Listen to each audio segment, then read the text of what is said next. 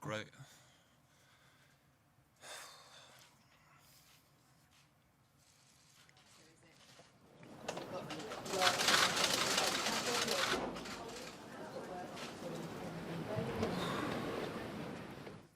Um,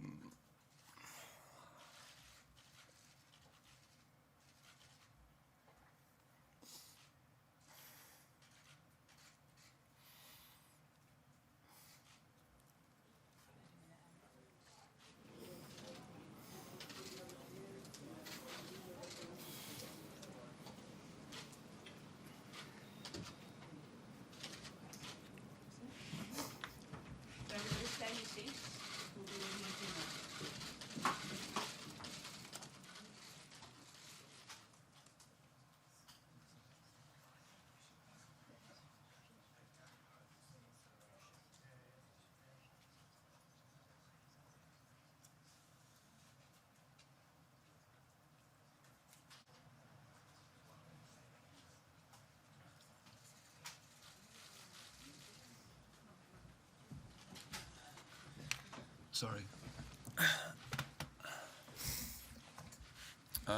Yeah, so not feeling good. Yeah, obviously been struggling for a long time. I've been in a lot of pain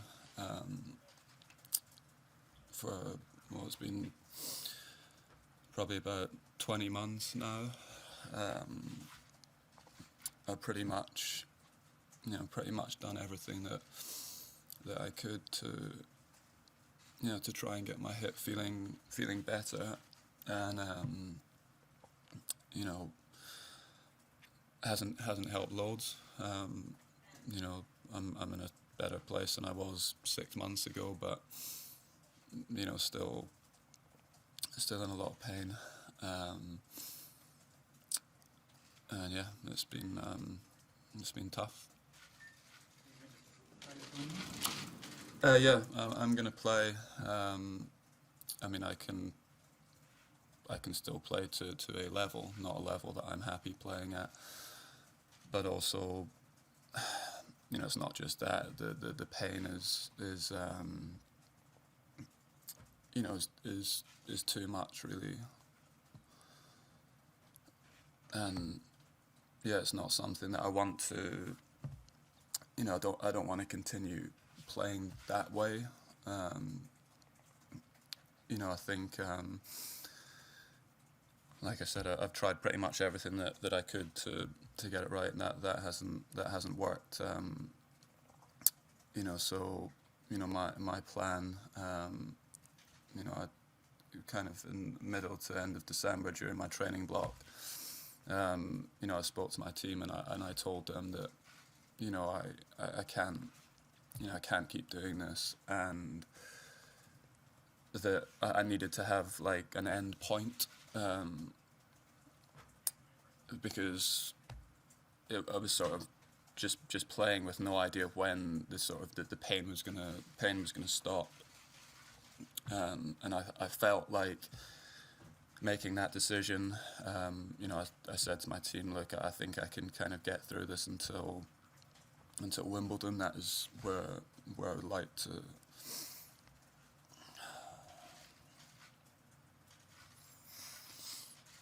That's where I would like to stop playing. But I'm also not certain I'm able to do that.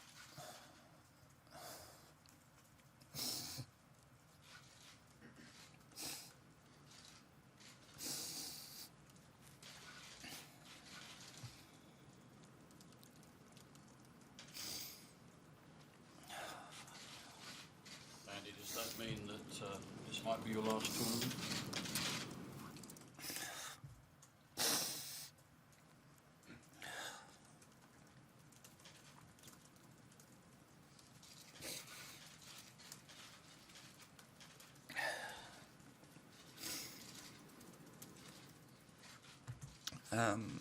Yeah, I think there's a chance of that. Yeah, for sure.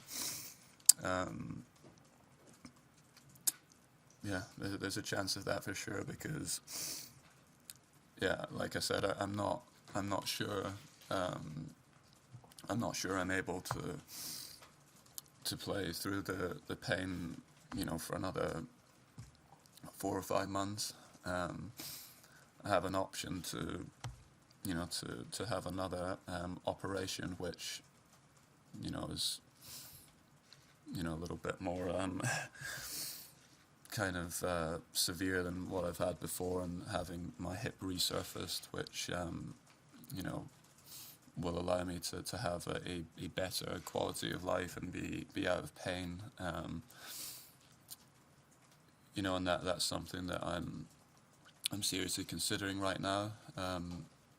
Some athletes have had that and gone back to competing, but there's obviously no guarantees with that, and it's certainly not something that if the reason for having an operation like that is not to return to professional sport. It's it's just for a better quality of life. I'm going to take probably 3 more. So I'm going to start with time. Is that the driving force behind it? You want to make sure you have a good quality of life once you stop playing, for your family, for yourself? Yeah, for myself mainly. There's lots of little things that, obviously you guys see me running around the tennis court and walking in between points, and obviously I know it doesn't look good and it doesn't look comfortable, but, there's little things like, day to day that are also a struggle, and, it'd be nice to be able to do them, without any pain, putting shoes on, socks on, things like that. So yeah, I mean that's that's the main reason for doing it. And it's something that, if I was to have an operation like that, I mean, I would rehab correctly and do it properly to give my hip the best chance of being as good as it as good as it can be. But I'm also realistic and knowing that that's not an easy thing to come back to or play to professional sport to a high level. I mean, it has been done. Bob Bryan had this operation post Wimbledon last year and is obviously back playing, and I've had lots of communication with him about it, and but there's a difference between singles and doubles in terms of the physicality and the movement and stuff. So, certainly no guarantees there. So, yeah.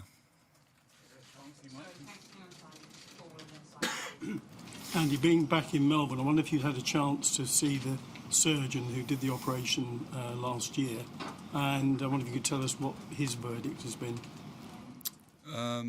I saw him yesterday, actually. Yeah. And yeah, I mean, it was just that, I mean, I have, a severely damaged right hip, and, having the operation last year,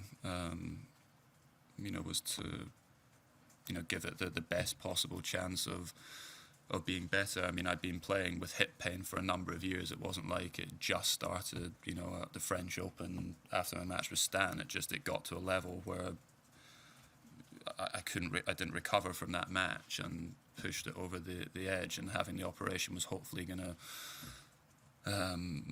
like I say, make it as good as possible. And it didn't help with the pain at all, and that's kind of been the thing that I've been struggling with. Obviously, like the walking, and there's certain things on the court that I can't really do properly, now, but the pain is kind of the driving factor, because I can play with limitations, that's not an issue.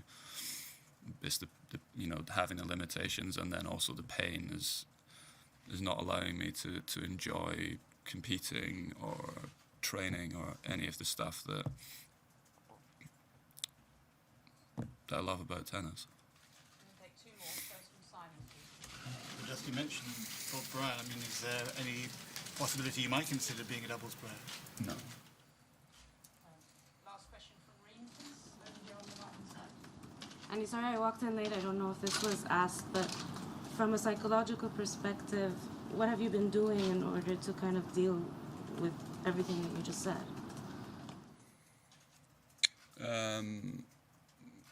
Well, I mean, I've talked a lot, I mean, way too much about my hip for 18 months, pretty much. I mean, it's a daily thing. I mean, and it's not, you know, it isn't just people that I work with that ask me, it's everyone. So everyone that I bump into, that's all I talk about.